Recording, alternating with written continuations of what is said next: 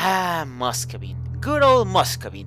The worst of all of the Russian commissariats, being an administrative nightmare by the German perspective, but a literal nightmare for the Russian inhabitants. Overall, it's just a shit show. This is fine. I'm okay with the events that are unfolding currently. That's okay. Things are gonna be okay. But just like in any war, there are also traitors willing to cooperate with their enemies, and today we will be doing just that. Today we will be playing as a submissive fuck that would dare betray the mother Russia and the motherland and try to survive the punishment they deserve. And just as I said, unlike the other Russian commissariats, Moskowien has the worst debuffs of them all. Because, like, who would have thought that treating most of your population, not even human beings, would cause them to be really uncooperative with you, and you add to the fact that there's not like any like resources here, so yeah, not a pretty good start.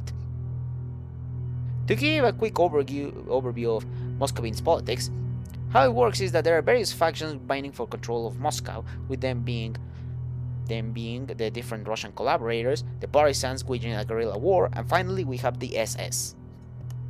All of them will have the ability to gain some power before the outbreak of the chaos with the events that will pop by going down the focus tree.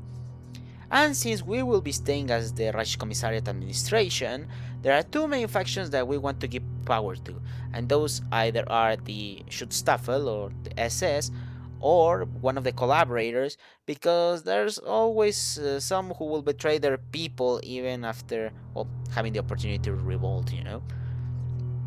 Of all the three collaborators, one of them stands out.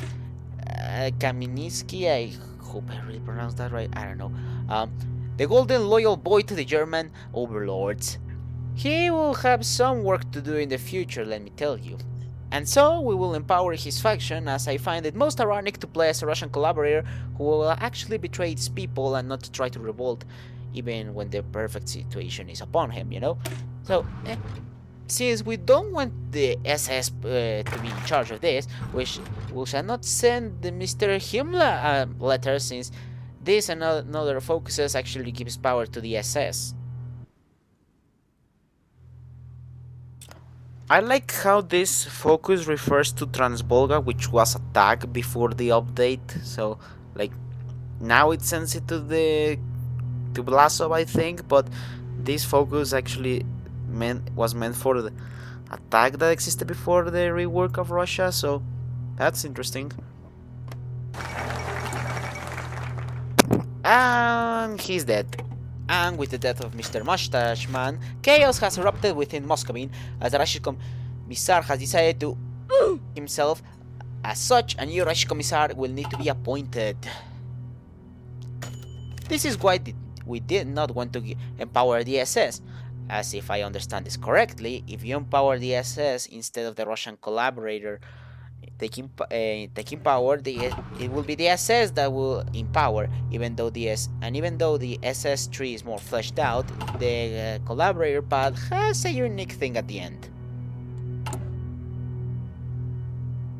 But right now we must focus our attention on the internal issues within Moskowien, as things have gone to shit recently, as now the two other Russian collaborators groups have stopped checking in. And to the surprise of no one, with Germany having its own issues, the Slavs have actually taken up arms to rid of Moscow of the German overlordship. Most of the land has been gobbled up by the Bolsheviks and the Russian collaborators, with almost no land connection to the remaining loyal provinces to the Reich Commissariat administration. As such, we only hold Moscow, but as long as it stays that way, there is a chance for a comeback. Thankfully, just like in my previous try doing this survival challenge, I built forts around Moscow, giving me a defensive position at the start, and although we have some buffs by going down the Civil War tree that they give you, since they actually removed the old Reich Commissariat tree that Moskowien used to have, we can't actually get free divisions by going down the army tree, meaning you now have less troops overall. Things were slow at the start, as the enemy troops are actually better than the Reich Commissariat's troops. So even doing some encirclements takes time to destroy the enemy troops. especially the Russian Collaborators ones, since they actually have a focus that gives them some really good divisions.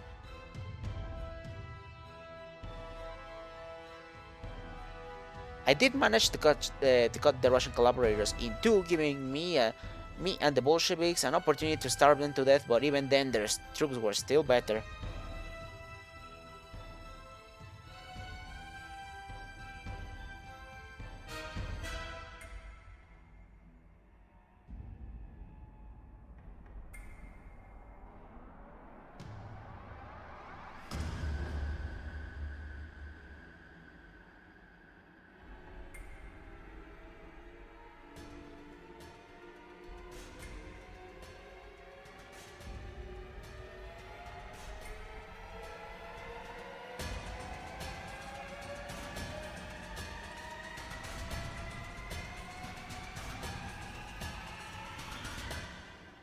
I started snaking my way around the south and tried to see if I could capitulate them, and as such, you can actually get a pretty nice focus that gives you some buffs against the Russian collaborators that are trying to bring back the Tsar for some reason, although that's a spoiler for another video.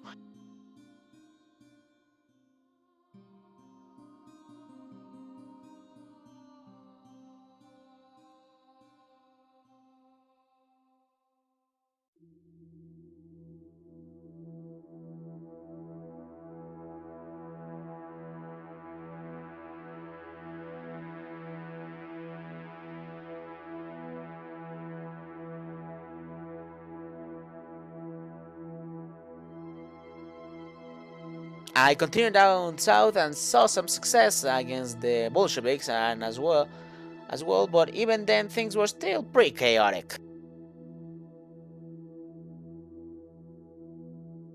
Just like we have a focus against the monarchist and republican collaborators, we have a focus against the Bolsheviks. Since their troops are actually stretched pretty thin, we might as well use this advantage.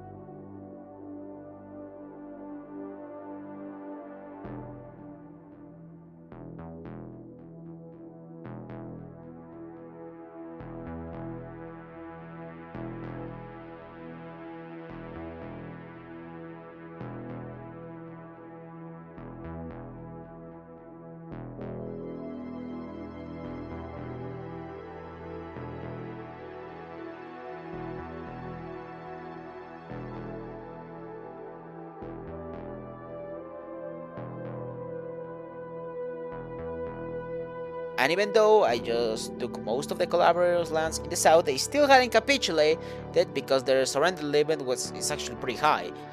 So after having to send my spy army to the remaining provinces they still held, having to march to the last city they actually still held, they finally capitulated. Thank God.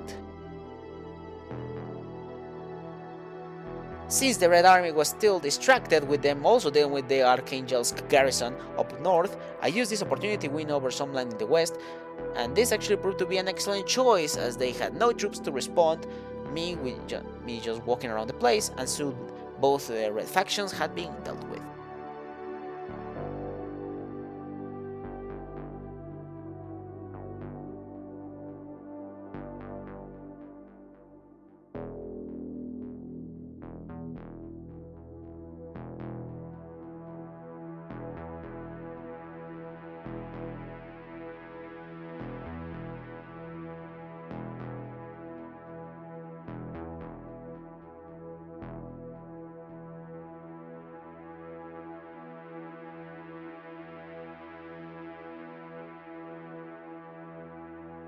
With that done, the logical choice would be to return to Germany as a Russian commissariat, and that would be the only choice had the SS taken charge.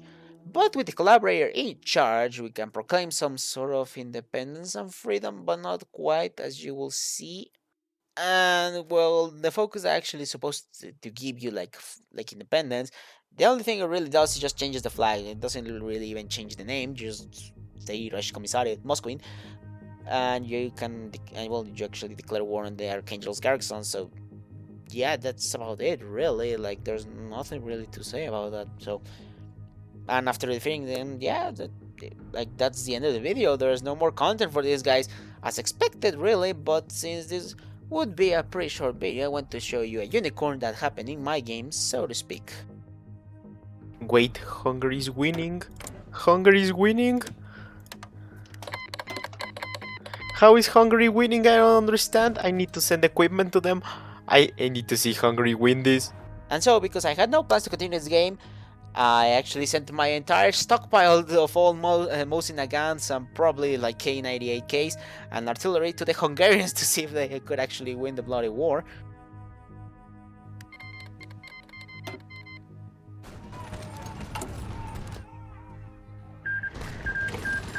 And just before they took Bucharest, the Germans actually demanded that we return to the Reich, and because they actually had avoided the civil war and I had done basically what I wanted to do in the video, I just really just gave up.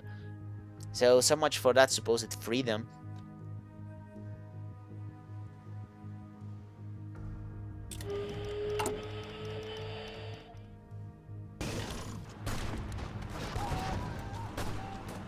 Either way, with the equipment I sent to Hungary, they actually took Bucharest, and for the first time in all my time playing TWR, the Hungarian AI actually won the war.